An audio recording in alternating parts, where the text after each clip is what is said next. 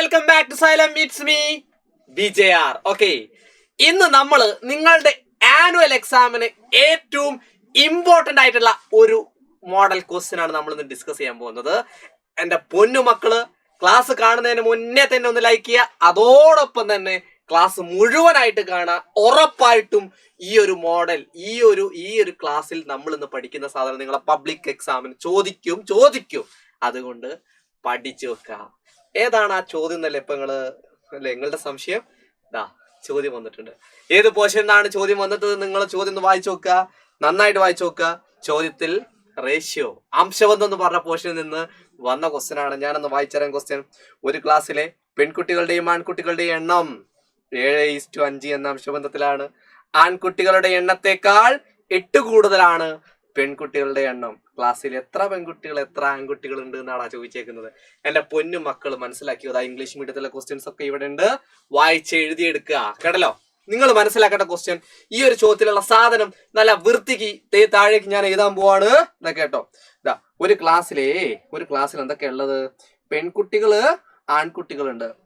പെൺകുട്ടികളുടെ റേഷ്യോ ആണ് ആദ്യം ഉള്ളത്. അപ്പൊ ആ ഓർഡറിൽ തന്നെ എഴുതണം, മറക്കല്ലേ. കേട്ടോ, പെൺകുട്ടികളുടെ റേഷ്യോ ആദ്യമാണ്. അത് ആ പെൺകുട്ടികളുടെ റേഷ്യോ തന്നെ താഴെ എഴുതാം. ഈസ്റ്റു ആൺകുട്ടികളുടെ റേഷ്യോ രണ്ടാമതാണ്. അപ്പൊ ആൺകുട്ടികളുടെ റേഷ്യോ രണ്ടാമത്തെ 5 ആയിരിക്കും. അപ്പൊ 5 ഇങ്ങനെ എഴുതാൻ ആർക്കും ബുദ്ധിമുട്ടില്ലല്ലോ. ഉറപ്പായിട്ടും എഴുതി വെക്കുക. കേട്ടല്ലോ? ഇനി ഇവര് പറയുന്നുണ്ട് എന്തോ ഒരു സാധനം കൂടെ ഒക്കെ പറയുന്നുണ്ട്. ആൺകുട്ടികളുടെ എണ്ണം കാണാനാണ്, പെൺകുട്ടികളുടെ എണ്ണം കാണാനാണ് അല്ലേ. അപ്പൊ കേട്ടോ, ഇനി എന്താ ചെയ്യേണ്ടതെന്നറിയോ? ശ്രദ്ധിച്ചു കേട്ടോ. എണ്ണമാണ് കാണേണ്ടതെങ്കിൽ അല്ലെ, number of girls, number of boys എന്നുള്ള സാധനം എണ്ണമാണ് കാണേണ്ടതെങ്കിൽ നിങ്ങൾ മനസ്സിലാക്കിക്കോ, പെൺകുട്ടികളുടെ എണ്ണം അഥവാ നമ്പർ ഓഫ് ഗേൾസ് ആണെങ്കിൽ എന്റെ പൊന്നു മക്കൾ എന്ത് ചെയ്താൽ മതി അറിയോ? ഗേൾസിന്റെ റേഷ്യോ എത്രയാ? അംശബന്ധം 7 അല്ലേ.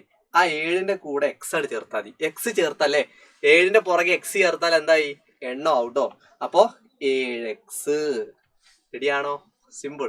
അപ്പൊ നേരെ അടുത്തത് ആൺകുട്ടികളുടെ എണ്ണം നമ്മൾ എങ്ങനെ കാണാം? അപ്പൊ എണ്ണമാണോ അല്ലെ? ആൺകുട്ടികളുടെ എണ്ണം അല്ലെ. നമ്പർ ഓഫ് ബോയ്സ് ആണെങ്കിൽ നിങ്ങൾ എന്താ ചെയ്യേണ്ടത്?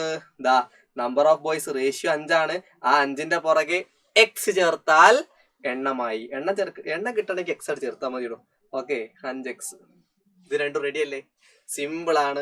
ഇനി ചോദ്യം കഴിഞ്ഞില്ല, ഒന്നും കൂടെ ഉണ്ട് ബാക്കി. ചോദ്യം കംപ്ലീറ്റ് ആയില്ല. നോക്ക്. കേട്ടോ, ഇമ്പോർട്ടന്റ് പോയിന്റ് വരുന്ന അടുത്തതാണ്. ആൺകുട്ടികളുടെ എണ്ണത്തെക്കാൾ 8 കൂടുതലാണ് പെൺകുട്ടികളുടെ എണ്ണം. എന്താ പറയുന്നത്?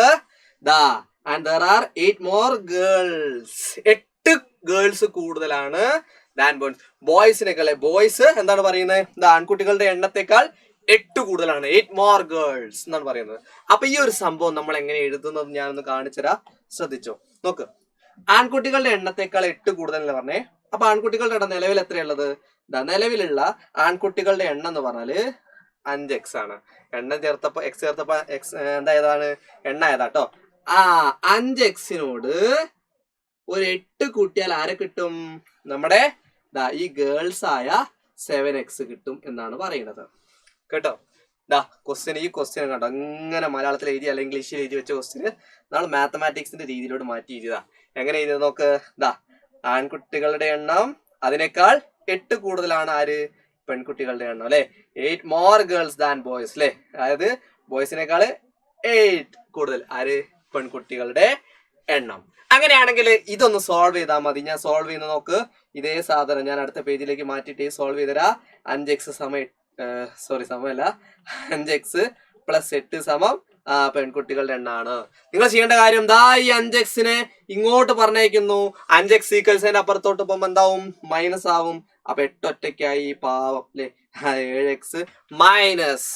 അപ്പൊ അങ്ങോട്ട് പോകുമ്പോ എന്തായി? 5x. 7x 5x കുറച്ച് എത്രയാ? ഒന്ന് ആലോചിച്ച് നോക്ക്. 7x 5x ഞാൻ തന്നു, ബാക്കി 2x. ഓക്കെ, എക്സ് തിന്നാൻ പറ്റുമെന്ന് ചോദിക്കണ്ട കേട്ടോ. ഓക്കെ, 2x എന്ന് പറഞ്ഞാല് ഈ 8 ആണ്. ഒന്ന് ആലോചിച്ച് നോക്ക്.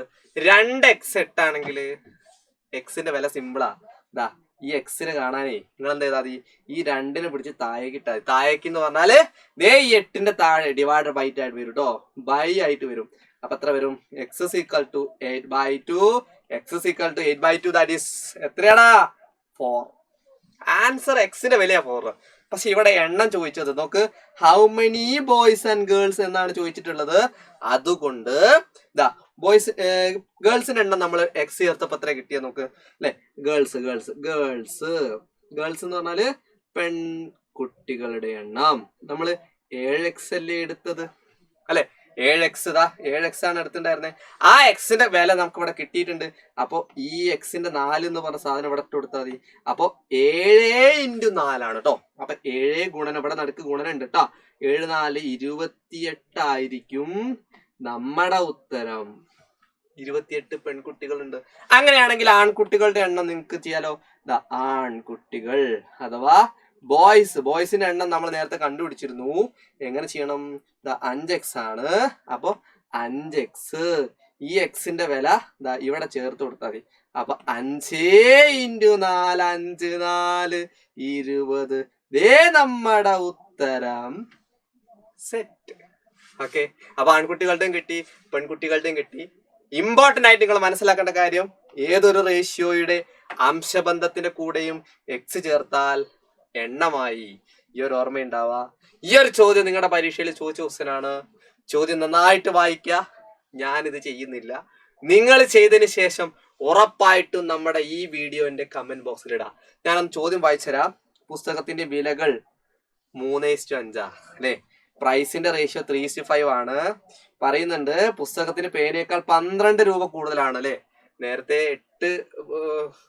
8 ഗേൾസ് കൂടുതലാന്ന് പറഞ്ഞാൽ ഇവിടെ 12 രൂപ കൂടുതൽ എന്നാ പറഞ്ഞത് കേട്ടോ. ഓക്കെ, ഞാൻ പറഞ്ഞിരുന്നു പേനയാണ് ആദ്യം 3. അപ്പൊ പേനയുടെ വില 3x ആണെങ്കിൽ പുസ്തകത്തിന്റെ വില രണ്ടാമതാണ്, അത് 5 ആണ്. അപ്പൊ പുസ്തകത്തിന്റെ വില എങ്ങനെ എഴുതാ? വില കിട്ടണമെങ്കിൽ ഏതാണോ റേഷ്യോ, ഇവിടെ 5 ആണെങ്കിൽ എക്സ് ചേർത്താ മതി. ഏതാ കിട്ടൂലേ. പിന്നെ അതുപോലെ തന്നെ ഇത് find the price of book and pen. നേരത്തെ പോലെ തന്നെ ഒന്ന് ചെയ്തതിന് ശേഷം ഇതിന്റെ ആൻസർ നിങ്ങൾ കമന്റ് ബോക്സിൽ ഇടും എന്നുള്ള പ്രതീക്ഷയോട് കൂടി നമ്മൾ ഇന്നത്തെ ക്ലാസ് അവസാനിപ്പിക്കുകയാണ്. നിങ്ങൾക്ക് ക്ലാസ് ഇഷ്ടപ്പെട്ടു എന്ന് വിശ്വസിക്കുന്നു.